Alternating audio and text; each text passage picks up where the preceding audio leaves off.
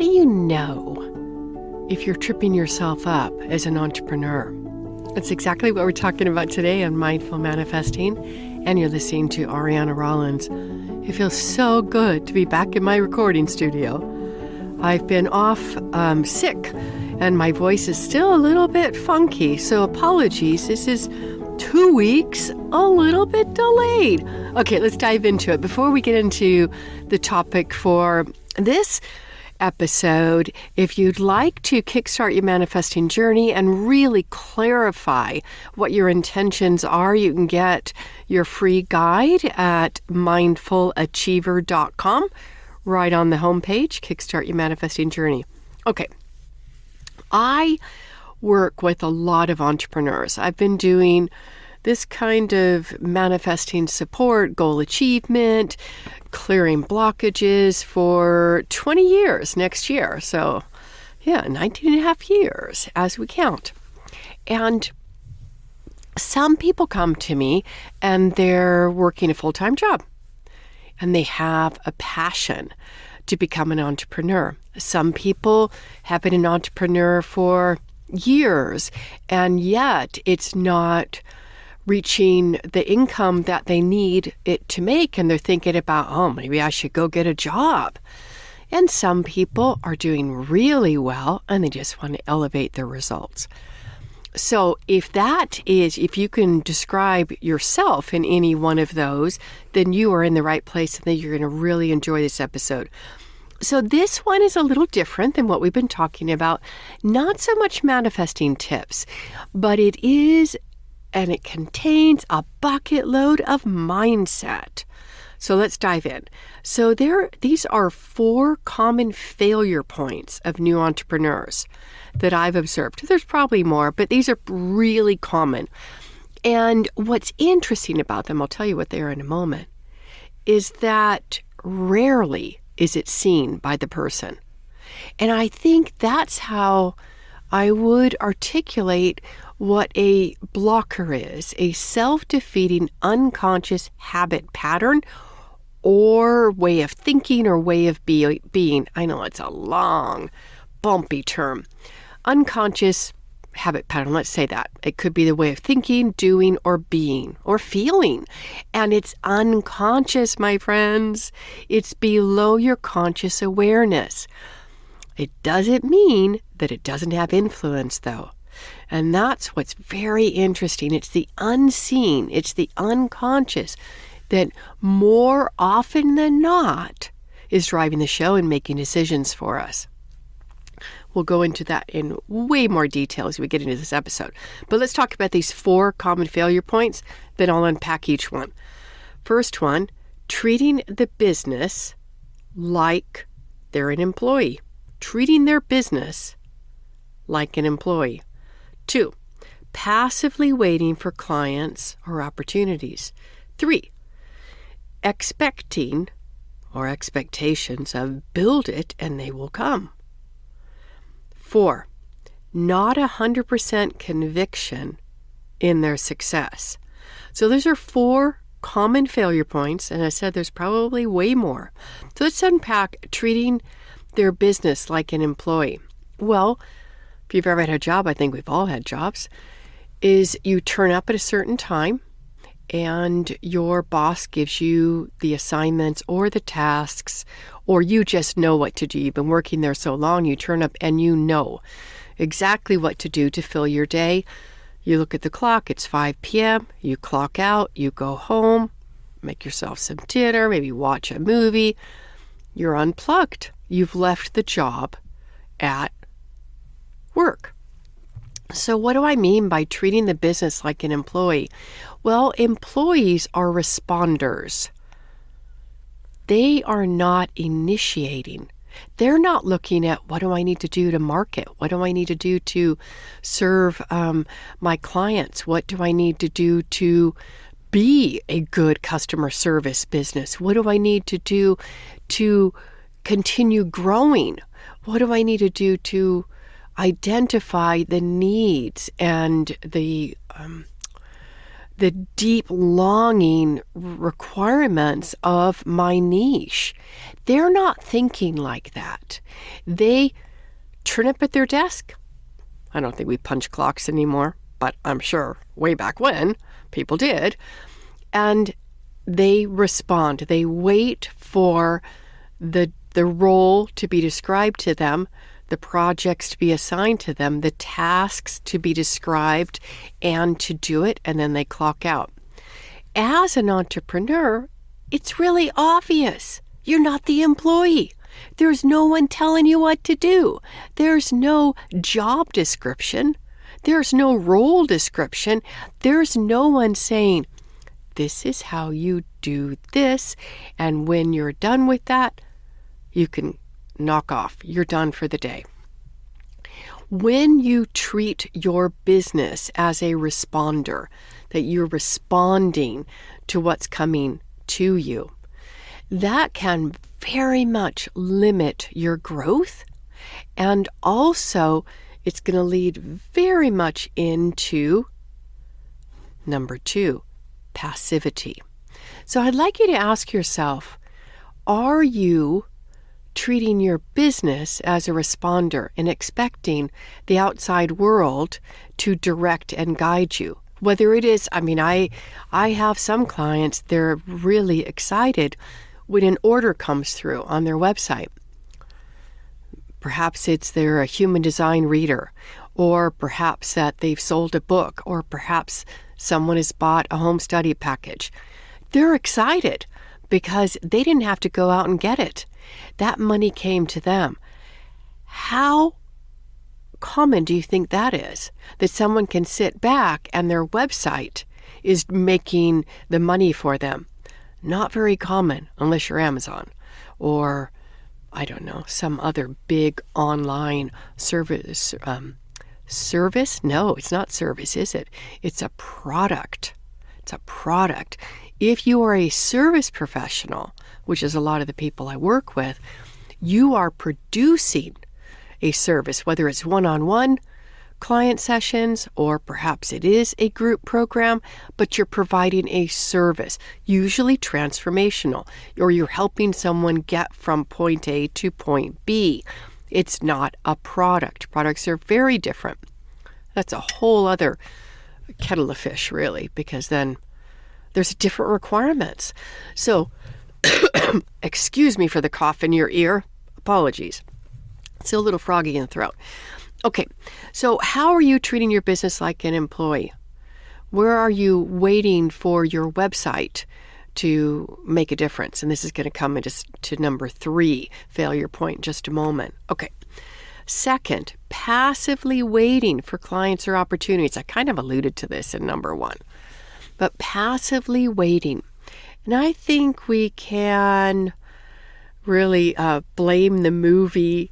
It was with Kevin Costner, and it was Build It and They Will Come. I think that was the catchphrase for the movie. But it was, Field of Dreams, right?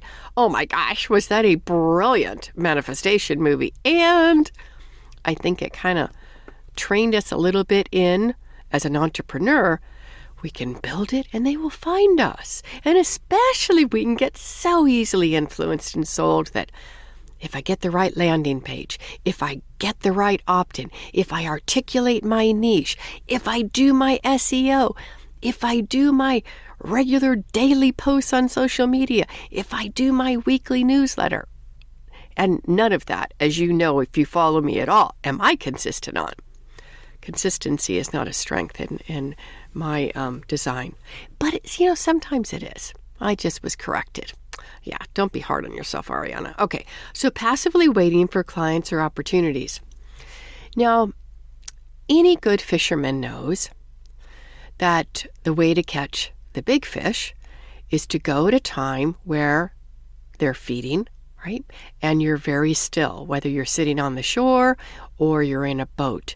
You are still and you wait and you wait. I would not liken being an entrepreneur as being a fisherman. There's usually a lot more like chumming the water. Like if you're looking, what a weird one, looking for sharks, right? You're going to throw some fish heads in, right? And then it's going to stimulate the sharks and they're going to come, right? Well, it's a horrible metaphor, Aryana. That's terrible. So chumming the waters would be perhaps networking, finding Facebook groups that have your perfect ideal client, or it could be reaching out for referrals. That could be chumming the waters, but it's not passively waiting. It's actually having a strategy and doing it pretty consistently. So that passively waiting, build it and they will come, is a common failure point. And all of this, I'm sure you're already tweaking to it, is mindset issues. And so as I go through these, start to ask yourself, am I passively waiting? Am I expecting that when I get my SEO done, that I'm going to be attracting people? Or when I launch my YouTube channel and I do my good SEO there with TubeBuddy, that people are going to find me? And YouTube is going to really recommend my videos. They're going to help me get my stuff out there. Then catch that mindset. Is there passivity? Or are you operating from a strategy? All right.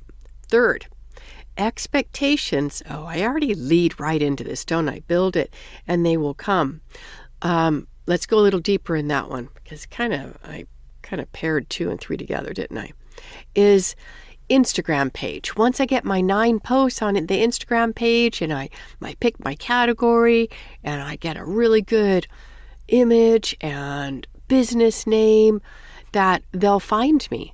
Well, anyone who's ever been on social media knows that with the social media algorithm, whether it's Facebook or Instagram, you've got to chum the waters. You've got to be putting content there, because literally building your Facebook page or Instagram page and thinking people are going to find it, well, who are they going to find first when people are searching for something? They're going to find the influences. They're going to find the people who are consistently putting content out there. Because if you think of Facebook and Instagram and YouTube, they are powerful search engines, right? I mean, they probably put Google to shame in terms of what they're delivering that is what people are looking for. So an influencer on Instagram, not somebody who just has their 9 images and they've got everything spick and spam, and pretty, right? You cannot. I don't think there's anything right now where you can just build it and they will come, where you can be passive. Everything.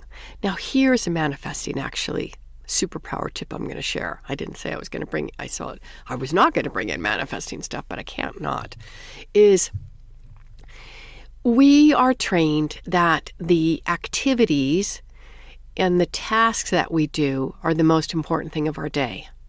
But I'm going to tell you that's only one part. And I would say the 80-20 rule, like 20% of our activities, 20% of our clients make up 80% of our revenue, 20% of our activities make up for 80% of our success, our progress. Well, the same things here with when you are creating an Instagram post, Facebook post, a blog post, a podcast, a YouTube video. It's your energy behind it. Your energy, your intentionality. It's not simply the words. It's not the imagery. Your power to actually make a greater reach and find and have those people find you comes from your energy and your alignment with your message, alignment with what you're teaching, alignment with what you're selling. So expectations of build it and they will come. It is, I think, naive. And on the other hand, when you bring in the energy and you are operating from alignment, right action, right timing, well, you might get a little more traction on build it and they will come, because you're not just kind of implementing from your mind that this is a good idea or following blindly some coach's path because they did it. It's coming from within you. It's an urge, a creative energy, an inspiration that wants to be birthed through you. That's very different than just following a cookie cutter approach. So I will say the manifesting tip there, build it and they will come if you're coming from that powerful, inspirational place within yourself, your true connection. All right, number 4, not 100% conviction in your success. Oh boy, do I have a story here for you. So when I first started as an entrepreneur, it was 2003? Oh my gosh, long time ago. And the way that I had stumbled in, and I will say stumbled into my first business, is that my son, it was his 4th birthday. Fourth birthday.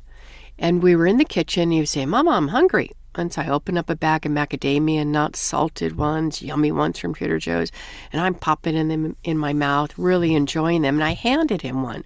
He took half a bite of one of them and he handed me it back. And I said, you don't like it? He said, I don't know. And then next thing I knew, he was going, he could barely breathe. His face puffed up like half the size it normally is. And I started to oh my gosh, what just happened? I had never seen what I now know to be called anaphylactic shock. So I screamed at his big sister, call 911. And emergency got there. Long story short, he survived. Okay. So how does that relate to me falling into my first entrepreneurial venture? Well, I searched just like I think any parent would to find a solution other than allergy shots. And so I tried everything, chiropractor, acupuncture. And then, yes, of course, he said, Mama, you do it first. And I'm like, oh, great. I'm on the table. I'd never have acupuncture needles in my body before, but here I am doing it. And it's kind of hurting. And I'm saying, yeah, it hurts a little bit, but I think it's going to help. Try it, honey. Try it, honey. And he was so sweet. He followed everything, even going off 100% sugar. He didn't like that one. Chiropractic, everything I thought of. And then I found essential oils. I know. Weird, right? Essential oils to help with allergies. And it was at this random place. A woman with her daughter she was selling soaps infused with essential oils. And I had that ding, ding, ding, ding. Something in me said, there is something here, explore it. It's like those moments, and I'm sure you've had one in your life where you know you've just found something of extreme, profound importance. So I started talking to the daughter, and the daughter said, talk to my mom. I don't know anything about it. She pulls out this book called the Essential Oil Desk Reference, and I immediately went back to the index, and I looked at allergies. I read everything I could on allergies. I didn't buy any soaps from her, by the way, but she got way more from me in the end because I ended up becoming a distributor for Young Living essential oils, and I did that I still receive a check after all, my consistent efforts of about, 10 years, 15 years, and I still receive a check. Network marketing works, my friend. So I found truth in the book. It told me that allergies are an immune system reaction or response. Well, this was back 2002, 2004. That wasn't common knowledge. And then I had something I could work with. And then I got into oils. And by the time I started using oils, eliminated sugar from his diet, he was able to sneak a Snickers bar on Halloween one day, and he comes in all bold. Mama, I'm not allergic to nuts. Like, how do you know? He said, because I ate a Snickers bar. I was like, really? Uh-huh. He didn't throw up. He didn't get sick. No anaphylactic shock. So this is not a podcast on allergies, but to let you know that that's how I found my way to be an entrepreneur. I started teaching classes, sharing how to use natural healthcare products to help maintain your health. So why do I bring this story up in number 4, not having 100% conviction in your success? Can you guess what I did not have 100% conviction in? Well, I had 100% conviction in the products, but not the business opportunity. And that's what you need if you're going to really grow a big network marketing business. As I said, I still receive network marketing commission checks, even though I led with the product. You can do that. So I remember one day, and this actually leads to one of my recommendations as we're going to start to wrap up in just a few minutes, is I started wondering, why don't I have conviction in this as a business opportunity? I know the products work. I know the company is solid. They've been around over 20 years now, 25, 30 years probably. But there was a part of me that was not convinced. And here it is, my friends. I had not built an identity as a network marketer. And that's a whole other episode. Building and assembling an identity for your business. And that's something that's profound when someone does that. I might do a whole episode on that. And that's when I wrote the Activate Your 5 Pillars of Empowering Success. It was to help me develop that conviction, develop that tenacity, keep focused, and a few other 2 more pillars, which I can't remember. That 5 pillars, little exercise I did on myself, was profound because it ferreted out that I did not have belief and conviction in what I was doing. So made a difference when I resolved that mindset piece, when I identified that, because then I can make different choices.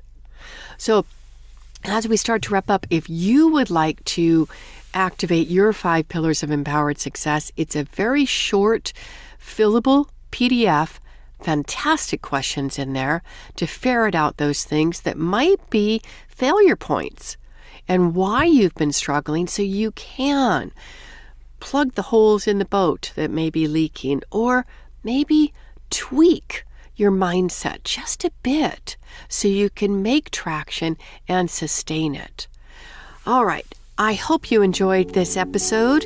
And as we wrap up, I invite you to get your 5 Pillars ebook right now. Yeah, I'll put the link in there. And yeah, that's pretty much all I can say. And as you confirm yourself, you chart your own path to success. So much love. Thanks for listening. I appreciate you, and have a blessed week.